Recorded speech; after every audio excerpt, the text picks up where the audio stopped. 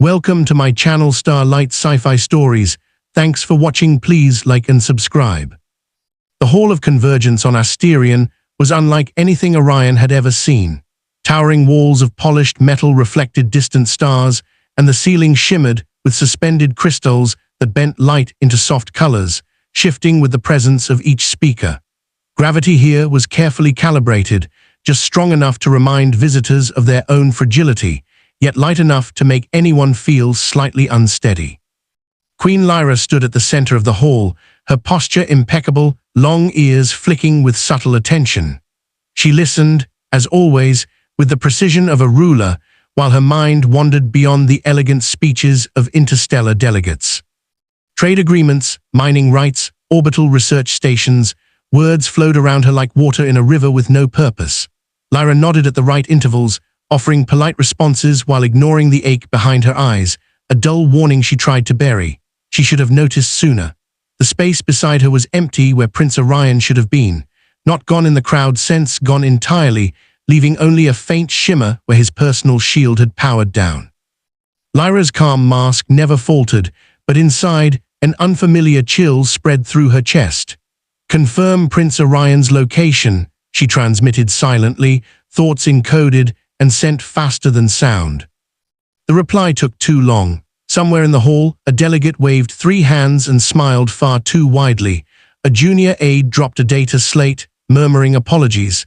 Security drones detached from decorative alcoves, moving in precise patterns designed to seem ornamental. Lyra did not react. She had to maintain control. Panic was inefficient. "The prince is not responding," came the delayed reply. "Not responding, missing." Lyra's hand rose slightly, signaling a pause to the proceedings. Delegates murmured compliance, their attention carefully corralled. She turned and moved through the palace corridors, each step measured, passing arches that scanned her biometrics automatically. The air smelled faintly of ozone and flowering vines, a deliberate compromise of aesthetics and climate control. "Expand the search," she instructed quietly, voice low enough that only trusted officers would hear. Orion had always been curious. He was not reckless, just relentlessly inquisitive. He loved corners of the palace that no one used, machines that no longer worked, and overgrown gardens where walls had softened with age and dust. He liked places that did not demand a performance. Lyra remembered teaching him the rules of moving through corridors, walk with purpose. Orion had tilted his head, asking, "What does purpose feel like?" She had no answer. Descending into the palace's older sectors, Lyra relied less on senses and more on instinct, trusting the same intuition she had tried to teach Orion. Then she heard it, laughter, unrestrained, breathless, utterly improper, not the careful politeness of a prince at court, but the sound of surprise and joy unfiltered by expectation. Her eyes closed. She followed it. The lower corridors were a different world, narrow, uneven floors, flickering lights that refused to bow to ceremony.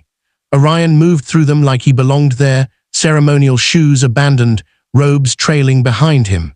His ears twitched constantly, catching the hum of ancient machinery and distant vibrations. He had not intended to disappear, but curiosity had led him here. A dull gray maintenance drone hovered nearby, optic sensors blinking out of sync. Orion studied it, fascinated. It seemed lost. He understood that feeling immediately. When the drone drifted away through a narrow passage, Orion followed. Deep in the abandoned garden dome, he crouched beside a broken irrigation unit, now overrun with vines and bioluminescent moss glowing faintly in green and blue. He tapped it with a bent piece of metal he had declared his royal staff. "Alive," he announced to no one, "definitely alive." Startled, he turned.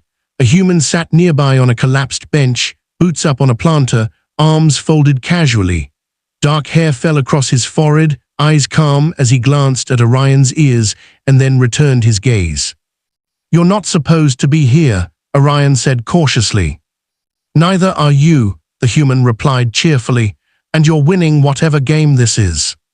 He didn't bow, he didn't kneel, he didn't use titles or honorifics. He just smiled, treating the palace, its rules, and the prince as secondary to curiosity itself. "I'm Orion," the prince said finally. Introductions were necessary even in this secret world. Jax, the human answered simply. No titles, just Jax. I got lost avoiding a seminar. Orion blinked. Seminar. A long talk where everyone pretends to learn, Jax explained. You dodged one too, right? Yes, Orion admitted. It was about trade routes. Dangerous stuff, Jax said solemnly. I once fell asleep during one and woke up agreeing to tariffs. Orion laughed, bright, unexpected, and surprised laughter. It echoed through the dome, bouncing softly off the glass and the moss. The plants seemed to respond, pulsing faintly as if approving of this tiny rebellion against formality. Whoa, did I do that? Jax asked, raising an eyebrow. You're not supposed to laugh like that, Orion said, uncertain. Rules are overrated, Jax shrugged. Efficiency isn't everything, sometimes messy is better. Orion's ears twitched in agreement. See that? He said, gesturing at the irrigation unit. The river monster, definitely terrifying if provoked, but ultimately harmless. Jax nodded. Relatable, he said. Orion's eyes gleamed. We must negotiate. Space whales can land, but only if they promise not to eat the trees. They can eat invisible trees, Jax said seriously, a delicacy of the galaxy. Orion grinned. Exactly, and if they refuse, we release the river monster. Time passed strangely in the Forgotten Garden sector. Machines hummed softly, moss glowed gently, and rules were suspended. Orion and Jax existed in a pocket of improbable normalcy framed by ancient technology and overgrown plants. Above them, Queen Lyra paused at the garden dome's threshold.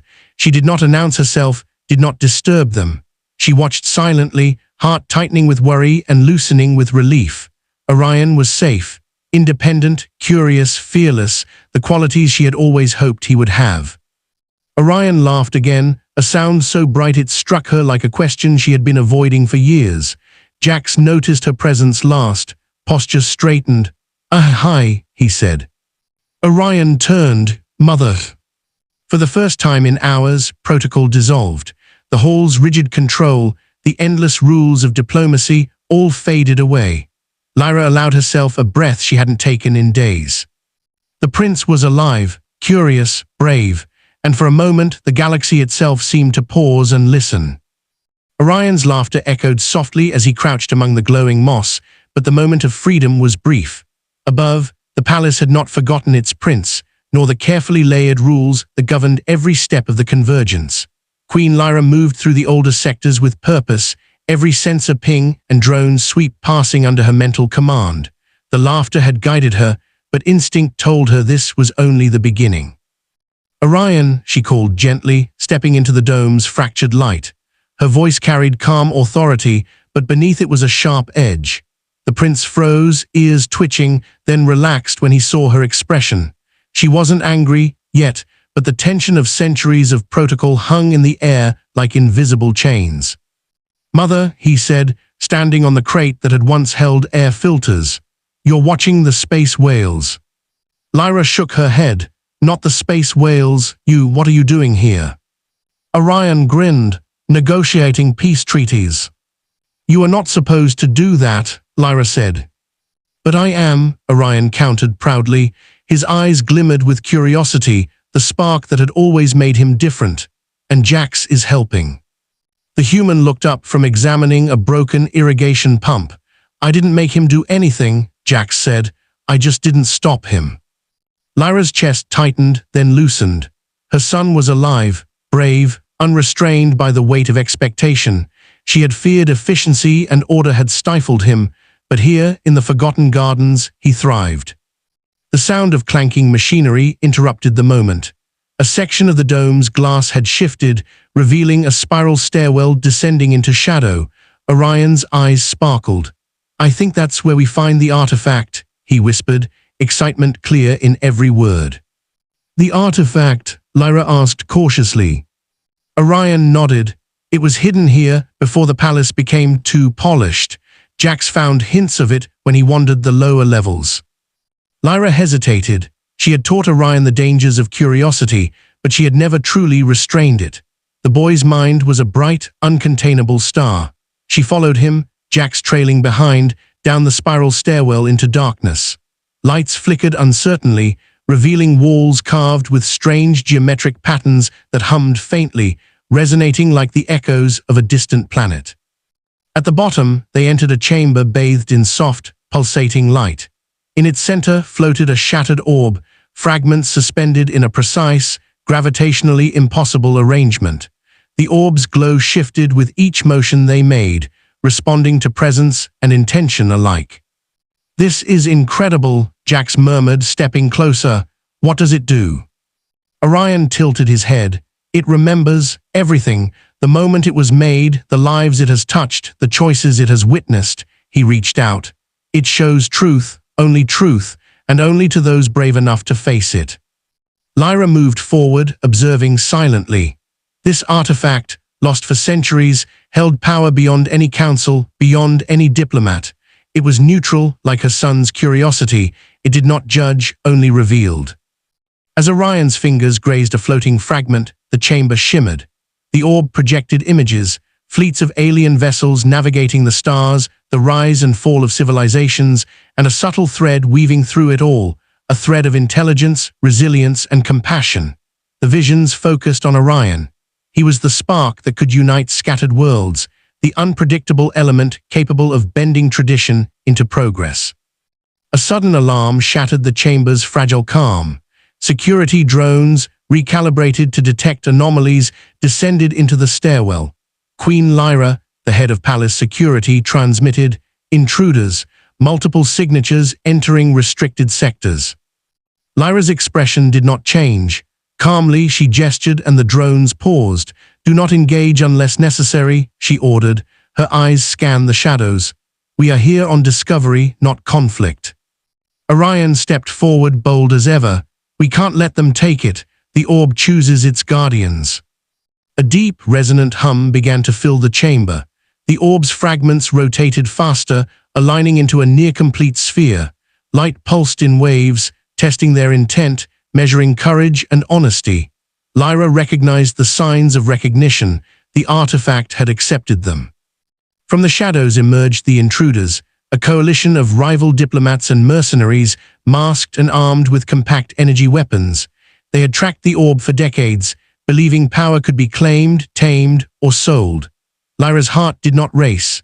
Her calmness was her shield, her presence commanding authority, the palace itself reinforced. "You will leave this place," she said evenly, "or face consequences you are not prepared to survive." The leader of the group laughed, a brittle, forced sound. "A queen, a child, and a human soldier, you cannot hope to stop us. The orb belongs to whoever claims it." Orion stepped forward, ears flicking. "No," he said simply, "it chooses, and it chose us." A pulse of light erupted from the orb. It projected Orion's courage outward like a wave, filling the chamber. The intruders froze, uncertainty creeping into their eyes. The orb responded to bravery, not violence. And in that moment, Queen Lyra and Jax acted. Coordinating silently, they used the environment to their advantage, disarming intruders without harm. Security drones, now guided by Lyra's command, neutralized threats and sealed exits. The chamber settled, light softened, fragments aligning perfectly. Orion gazed at the orb in awe, realization dawning. "It isn't just power," he said. "It's guidance. It shows who can lead, who can inspire." Lyra knelt beside him. "It shows truth, and sometimes truth is more powerful than any weapon." Orion turned to Jax, who smiled faintly. "I think we did it," the human said. "Yes," Orion replied, "we did it together." Lyra placed her hand on her son's shoulder. "You have grown into more than I ever imagined, Orion, not just a prince, but a force capable of change." Orion's ears twitched, eyes bright. "We all have, Mother. Every choice matters. Every action counts." Above them, the palace resumed its rhythms. Trade delegations would continue. Diplomats would not notice a thing. But below, in the Forgotten Garden, history had quietly shifted. A prince had chosen curiosity over caution, a human had trusted instinct over protocol, and a queen had finally let go of control long enough to watch greatness emerge. The orb's light pulsed softly one last time, then dimmed, now safely contained. its secrets secure with those brave enough to understand. Orion stood on the crate again, taller now, not just in stature, but in purpose. Lyra allowed herself a smile. Come, we have work to do, the galaxy is waiting. Orion laughed, ears flicking with delight. Let's show them what we can do. Jax followed, confident and steady. Together, they emerged from the garden, stepping back into the palace's polished corridors, carrying the light of discovery, courage, and unshakable curiosity. And for the first time, the Hall of Convergence seemed smaller, not because it was confined, but because the hearts within it had grown.